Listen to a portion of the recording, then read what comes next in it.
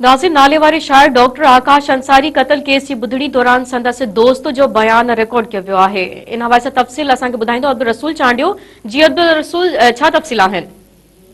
जी हाँ, बिल्कुल नारे वारे मज़ामत शायर डॉक्टर आकाश अंसारी जे कत्ल केस जी ॿुधणी क्रिमिनल कोर्ट में एडिशनल डिस्ट्रिक्ट सेशन जज अदालत जिते जेको लतीफ़ आकाश इन केस में नामज़द जवाबदार आहे उहो पेश थियो आहे।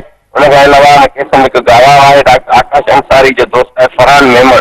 जॾहिं त फरहान मेमण जो जेको बयान आहे उहो पिणु रिकॉर्ड कयो वियो आहे। जॾहिं त ॿुधणी सुभाणे ताईं मुलतवी कई आहे। जॾहिं त हीअ जेका ॿुधणी थी आहे ख़ासि करे डॉक्टर आकाश अंसारी कत्ल केस जी जेका ॿुधणी आहे उहा अदालत रोज़ाने जो बुनियादनि ते रखी आहे। जॾहिं त सुभाणे ॿिए टिनि ॼाणनि ताईं मुसलसिल डॉक्टर आकाश अंसारी जे कत्ल केस जी ॿुधणी थींदी। जॾहिं त अॼु हिकु गवाह जो बयान रिकॉर्ड थियो आहे। सुभाणे बि मुख़्तलिफ़ जेके गवाह आहिनि थोरे फिर्यादी जेके जवाबदार आहिनि उनखे अदालत में पेश कया वेंदा। जी वॾी महिरबानी अब्दुल रसूल तफ़सील ॾियण जे लाइ।